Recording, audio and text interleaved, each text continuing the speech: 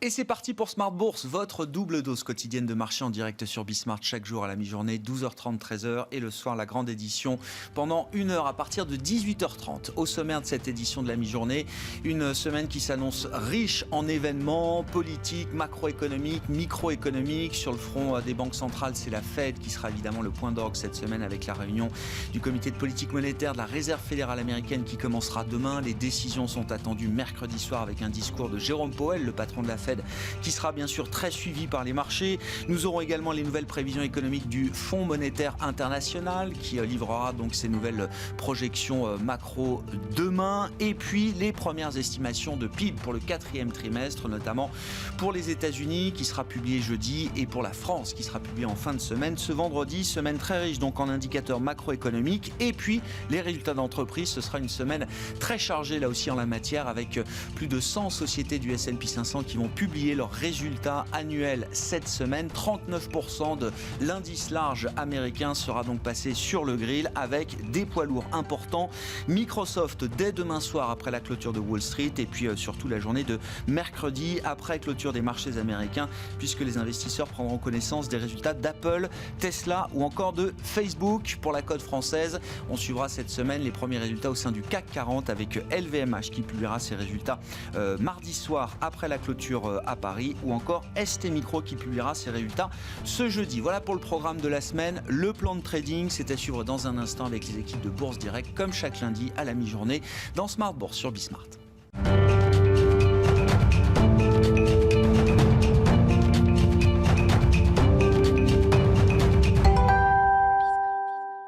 Toujours un peu d'attentisme sur les marchés en Europe, notamment pour entamer cette semaine. Le point complet à mi-séance, c'est avec Nicolas Pagnès depuis la salle de marché de Bourse Direct.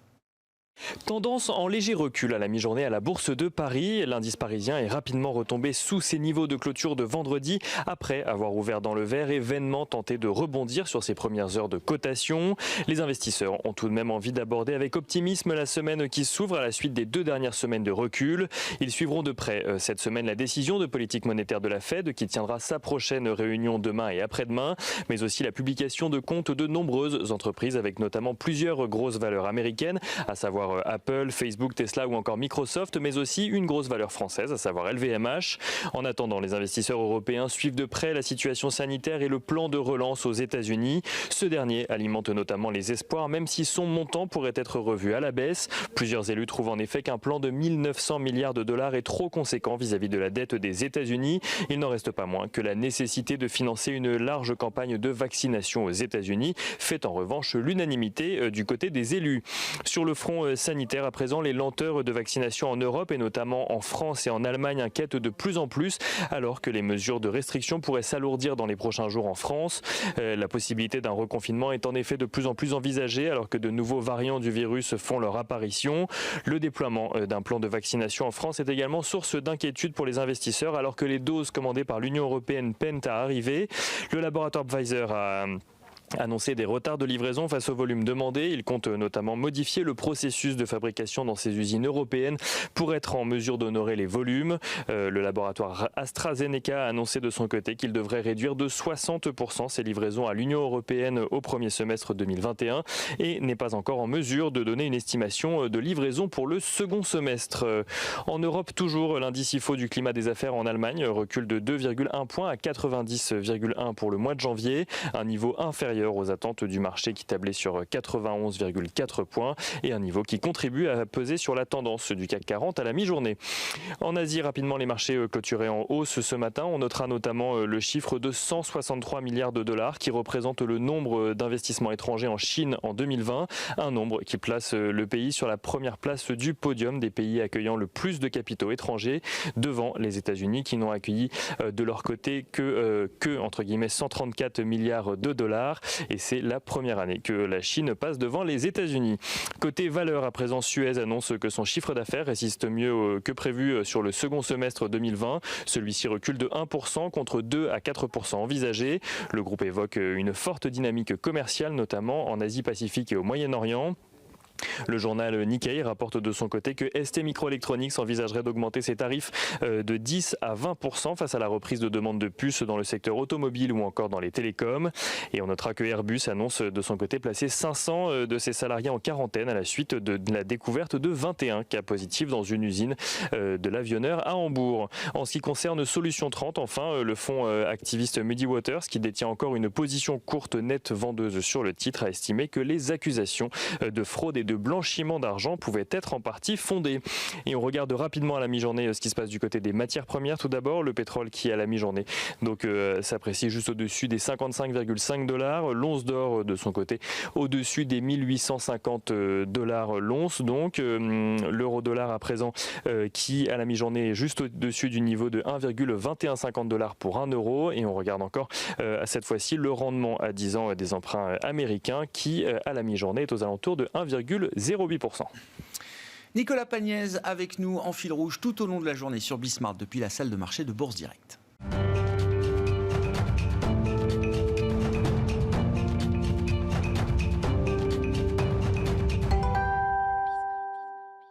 L'état des lieux des marchés en ce début de semaine et le plan de trading, c'est chaque lundi à la mi-journée avec notre partenaire Bourse Direct et Romain Debré qui est avec moi en plateau. Bonjour et bienvenue Romain. Bonjour Grégoire. Bon, semaine intense, riche en événements macroéconomiques, politiques, microéconomiques. C'est une semaine chargée en termes de résultats d'entreprise. Une semaine cruciale pour les marchés, on peut dire ça Romain ? Je pense oui, on était rentré dans le vif du sujet la semaine dernière. Sans trop s'avancer. Là, oui, je crois que c'est assez clair. D'ailleurs, les prix ne s'y trompent pas. On voit qu'il y a un petit coup d'arrêt vendredi soir sur les indices américains.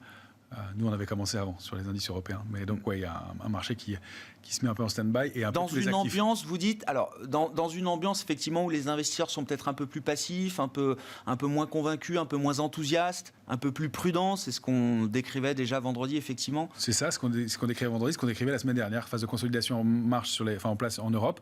On a vu des records sur les indices américains, mais on va voir que c'est un peu des symboliques et que ça patine plutôt qu'autre chose. Enfin, en tout cas, sur le Dow Jones, le Nasdaq se porte très bien.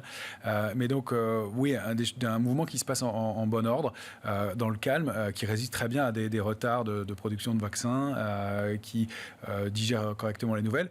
Effectivement, l'indice CAC 40 sous-performe largement, mais c'est lié à sa composition. Le secteur bancaire pèse lourd. Oui. On voit qu'il n'y a en revanche pas de pression baissière du tout. Il y en avait un peu contre 5680 points, jusqu'à 5610 points. Et depuis, c'est neutre. Et même la séance de vendredi qui était baissière de 0,5% a vu la destruction de 4000 contrats futurs. Donc, on sait que quand le marché baisse et qu'il y a plus de contrats, c'est qu'il y a de la pression baissière. Quand le marché baisse et que le nombre de contrats est détruit, c'est que des vendeurs se rachètent. Ouais, c'est ça. Il y a même les acheteurs ne contrebalancent pas la position vendeuse. Et donc, c'est un marché qui est très serein, harmonieux, qui montre des signes de relative solidité. D'ailleurs, on le voit sur les niveaux techniques. Toujours beaucoup de couverture dans les portefeuilles, donc ça montre aussi de la prudence, donc c'est signe de force du marché. Et en revanche, on constate aussi un phénomène intéressant, c'est que pour une fois où le marché baisse, on baisse avec une volatilité qui stagne. Donc on avait touché un point bas qu'on n'avait pas vu depuis février 2020, quand même, à moins de 18 jeudi dernier. Sur la volatilité. Sur la volatilité, pardon. Ouais, moins de 18 sur la volatilité.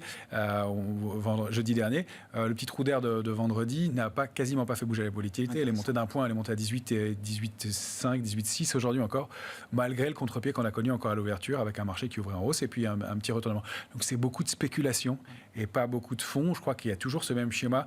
On n'arrive pas à trouver les relais pour payer au-delà de 5690 points, 5713 points sur le CAC 40.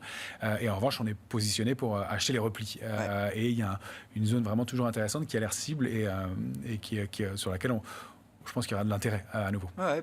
Pas de relais à la baisse, un marché plutôt sain, plutôt équilibré, pas de force vendeuse particulière à ce stade. Vous le disiez en préambule, Romain, le Nasdaq lui a retrouvé son leadership. Ça fait une dizaine de jours, 2 semaines environ, que les indices, que le CAC par exemple, consolide. Effectivement, voilà, revenu autour de 5540 points au moment où on se parle. Pendant ces 10 jours de consolidation du CAC, on a vu le Nasdaq, à l'inverse, retrouver son leadership. C'était l'indice qui avait le plus mal commencé l'année, on va dire, sur les premiers jours de 2023. 2021. Oui, qui donnait des signaux de reprise un peu depuis mi-décembre.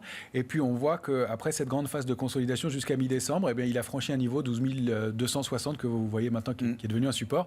Et il a construit une hausse très régulière dans un petit canal haussier de moyen terme, donc qui est maintenant plus d'un mois, et qui est donc un grand signe d'harmonie des prix. On pouvait dupliquer vers le haut la zone de congestion 10 670, 12 260. Ça nous donnait une cible à 13 535. On a l'air de s'y diriger doucement. On vient de toucher la borne haute du canal haussier en fin de semaine dernière, donc ça, c'est un graphique hebdomadaire. On voit que c'est très harmonieux, serein, et qu'effectivement les valeurs confinement et les GAFAM repartent et reprennent le lead depuis quelques temps. Ouais, semaine importante pour la tech. On a cité Apple, Tesla, Facebook, Microsoft qui publieront leurs résultats. On aura aussi pas mal de résultats dans le secteur des semi-conducteurs. On sait que c'est un élément important de la cote. STM à Paris, je le disais, mais on aura aussi AMD, je crois, encore Texas Instruments du côté des marchés américains. Ouais, exactement. Donc ça va probablement être intéressant de ce côté-là. On va voir les réactions. On voit que les opérateurs sont très exigeants sur les résultats. Il y a beaucoup de... Alors, il y a des résultats très positifs, des réactions très positives. Netflix, on l'a vu. Oui. On voit que c'est toujours les valeurs bien aimées. Sur le secteur bancaire américain, ça a été un peu plus brutal, alors que les résultats n'étaient pas si mauvais. Ouais. Donc, il y a beaucoup de tri dans ce marché. C'est ce qu'on pressentait. Beaucoup de stock picking, pas mal de choix dans les valeurs et dans les secteurs. On voit que le secteur bancaire peine aussi en Europe, alors qu'il était assez fort en fin d'année. Donc voilà, pas mal de tri dans l'immédiat, mais c'est plutôt canalisé tout ça. Oui, effectivement, on verra les réactions de marché entre les déceptions, les surprises positives, la logique de prise de profit aussi, peut-être pour certains secteurs ou pour certaines valeurs qui ont énormément profité de l'environnement de marché ces derniers mois. Le Nasdaq, donc, qui va plutôt bien dans son canal haussier.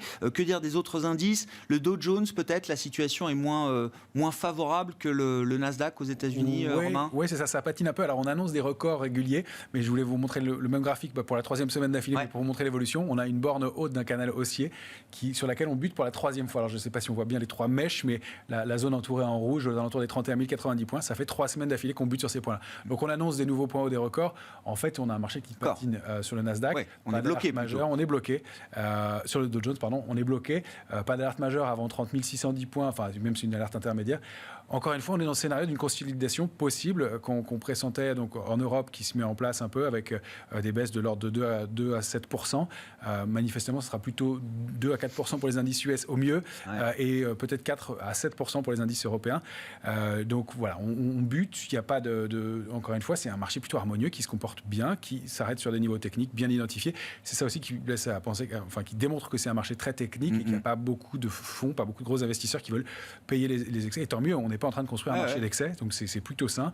Une consolidation, c'est plutôt un marché de consensus en ce moment, et c'est un marché qui est plutôt bien rythmé, et donc probablement on va donner des opportunités dans quelques temps, si on en juge notamment par la position verte sur laquelle il n'y a pas de pression. Bon, la dimension technique, là, qui est une dimension incontournable, on va dire aujourd'hui, primordiale pour les investisseurs. Qu'est-ce qu'on peut dire du CAC 40 et des enjeux de la semaine là, pour le CAC 40, Romain? Le CAC 40, c'est extrêmement propre aussi. Vous avez là une figure de retournement baissière en épaule, tête-épaule, ou en symétrique comme on veut la lire. Mais en tout cas, on voit la structure qui s'est mise en place. Il y a une oblique noire qui est la ligne de coup de cette figure.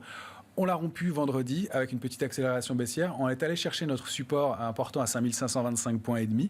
On a rebondi dessus et on est allé retester ce matin précisément, vraiment au point près, la ligne de coup, ce qu'on appelle donc un moment de pullback. On est allé retester cette ligne de coup, ce qui permet de valider la figure, de lui donner encore plus de poids et de chances de succès, avec une cible minimale qui se situe aux alentours de 5390.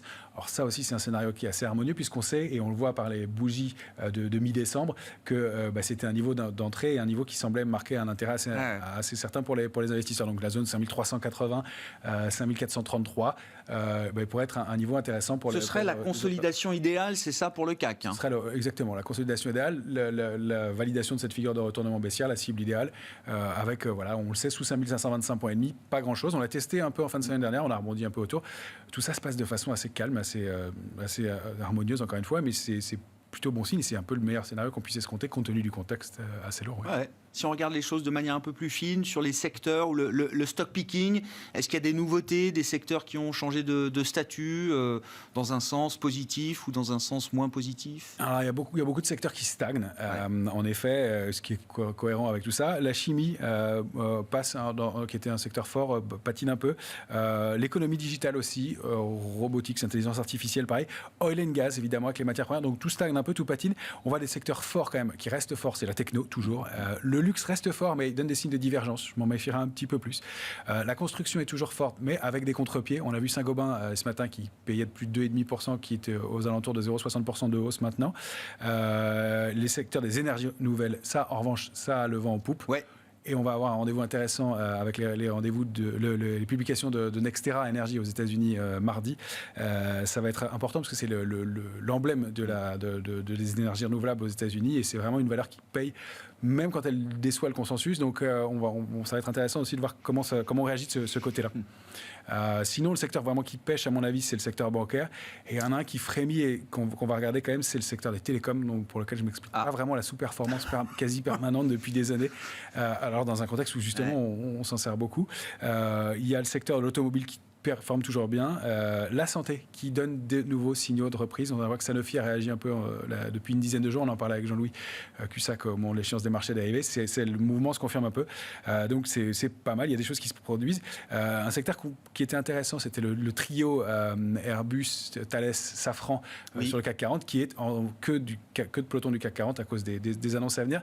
C'est quand même des valeurs qu'on va surveiller parce qu'il y a une recovery possible. On a constaté que le marché était plutôt rasséréné quand il avait les nouvelles enfin, donc peut-être qu'on attend d'en savoir plus pour réagir. Mais probablement un mouvement de rebond qui pourrait se mettre en place assez brutalement si on va chercher les cibles graphiques qui nous intéressent. Ouais. Bon, on verra en plus avec le flux des nouvelles sanitaires qui rythmeront également cette semaine. Confinement, pas confinement, reconfinement, sous quelle forme.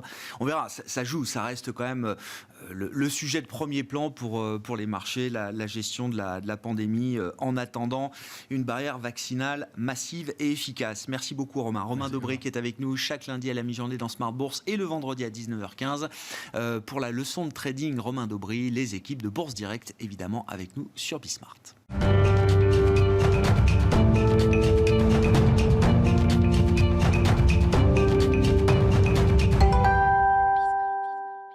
Et les enjeux américains de la semaine, on en parle là aussi chaque lundi à la mi-journée avec Thomas Kosterg avec nous depuis la Suisse, depuis Genève, économiste senior en charge de Sud des États-Unis chez Pictet Wealth Management. Semaine chargée puisqu'on aura la Fed, la première estimation du PIB américain, Thomas, mais encore une fois, le sujet de premier plan pour les économistes, pour les investisseurs reste la gestion de la crise pandémique.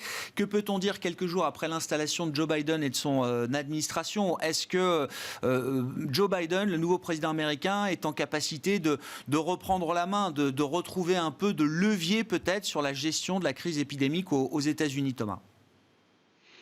Oui, alors l'administration Biden est un peu rattrapée par la réalité. D'ailleurs, quand on voit, il y a une différence entre la théorie et les grands plans avant l'arrivée au pouvoir et maintenant l'arrivée au pouvoir. Et on voit que les réalités sont assez difficiles, que ce soit sur le plan budgétaire avec le passage au Sénat qui s'annonce un peu compliqué, et sur le front sanitaire, puisqu'on se rend compte que il y a une communication assez confuse concernant le plan de Biden qui consiste à faire donc 100 millions de doses dans les 100 prochains jours. Il y avait un peu une confusion, est-ce que c'était les doses ou est-ce que c'était le nombre de personnes vaccinées? Ça a été un peu clarifié que finalement on s'attend à des doses, donc ça veut dire moins de personnes vaccinées que 100 millions, puisqu'on parle potentiellement de 60 ou 70 millions. Bref, on sent que ça patine un peu du côté du coronavirus. Je rappelle aussi que l'agence sanitaire américaine a dit que la variante anglaise du virus serait dominante d'ici mars. Donc il y a un peu aussi d'anxiété par rapport à toutes ces nouvelles variantes du virus. Bref, ce coronavirus complique les choses par rapport à l'entrée en matière de Joe Biden dans un contexte où de l'autre côté, sur le plan budgétaire qui devrait soutenir la croissance, on a aussi un peu ça patine un peu.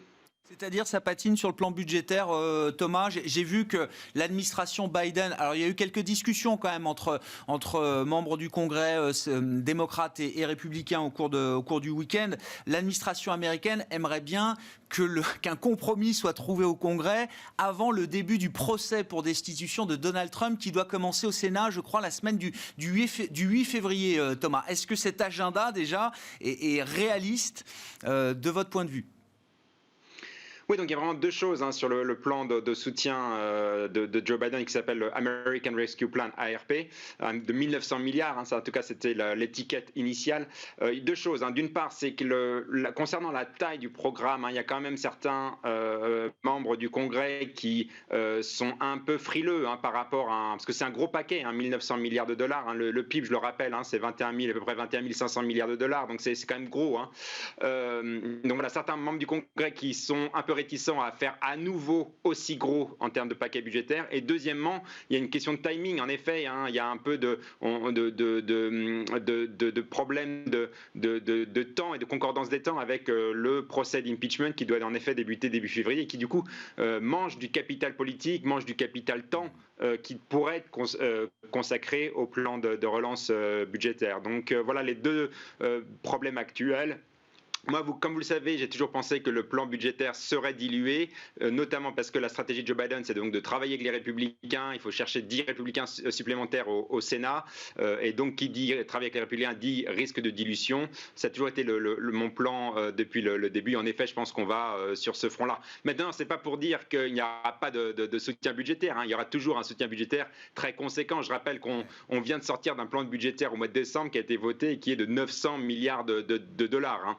Mais voilà, je pense que la priorité à l'heure actuelle, ça reste finalement le coronavirus. Alors certes, on voit les nouvelles infections aux États-Unis qui ont tendance un peu à baisser, mais voilà, il y a cette anxiété par rapport aux nouvelles souches du virus qui font leur apparition aux États-Unis. Ouais. Et à ce titre, Joe Biden doit quand même mettre en place ou remettre en place un certain nombre de restrictions de circulation, notamment pour les non-citoyens américains qui voudraient entrer dans le pays en provenance, alors d'Afrique du Sud, bien sûr, le variant sud-africain, mais on parle aussi de provenant d'Irlande ou encore d'Europe ou du Brésil. Donc on verra comment ces restrictions sanitaires sont mises en place aujourd'hui par Joe Biden. Sur la question macro, Thomas, alors je sais que vous êtes effectivement très prudent sur le premier trimestre américain. Vous voyez même peut-être un chiffre négatif de PIB au premier trimestre. On aura la première lecture du PIB au T4. Qu'est-ce qui va être intéressant de regarder derrière ce chiffre en termes d'enseignement, de composants de la croissance au quatrième trimestre, Thomas ?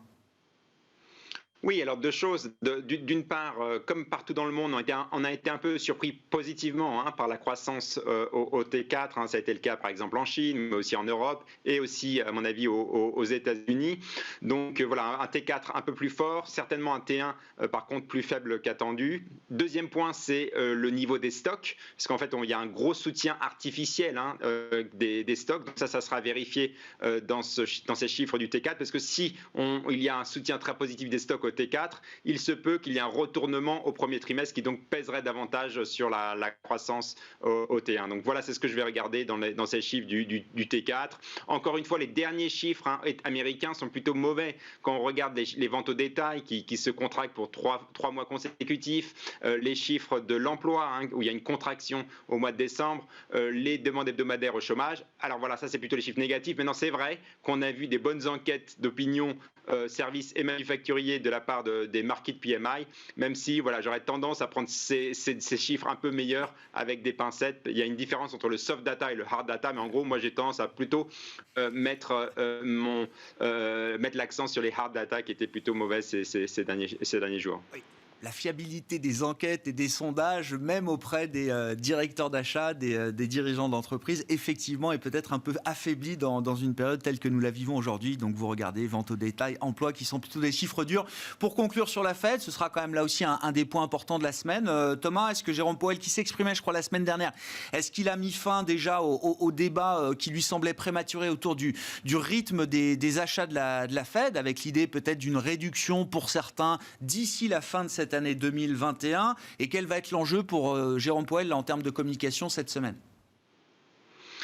Oui, alors je pense que le message principal après le meeting de la Fed de cette semaine, c'est que malgré les plans de Joe Biden et les plans potentiellement de soutenir davantage l'économie, ce qui devrait être positif pour la croissance, malgré cela, la Fed devrait garder sa stratégie et ses plans inchangé pour cette année, c'est-à-dire pas de réduction des achats d'actifs cette année. Donc je pense que Jérôme Powell va être assez clair là-dessus. Je pense que la conclusion sous-jacente, c'est aussi que Jérôme Powell n'a pas envie de venir contrecarrer la nouvelle administration de Biden. Il faut aussi se rappeler que Janet Yellen est la nouvelle secrétaire au Trésor, et forcément c'est une ancienne boss de la Fed, donc forcément ils s'entendent très bien. Donc un peu une entente tacite entre les deux, entre le Trésor et la Réserve fédérale. Bref, tout ça pour dire que je pense que la politique accommodante devrait durer. Je pense que Jérôme Powell va souligner ce message, et à mon avis, dans mon scénario, pas de réduction des achats d'actifs avant le premier trimestre 2022. Donc on a encore un peu de temps. Merci beaucoup Thomas, merci pour vos remarques et votre éclairage toujours précieux sur les enjeux américains. Thomas Kosser qui est avec nous en début de semaine, chaque lundi à la mi-journée dans Smart Bourse sur Bismart, économiste senior en charge de suivre les États-Unis chez Pictet Wealth Management et qui nous accompagne en visioconférence depuis Genève. Voilà pour cette édition de la mi-journée. On se retrouve ce soir bien sûr en direct à partir de 18h30 sur Bismart.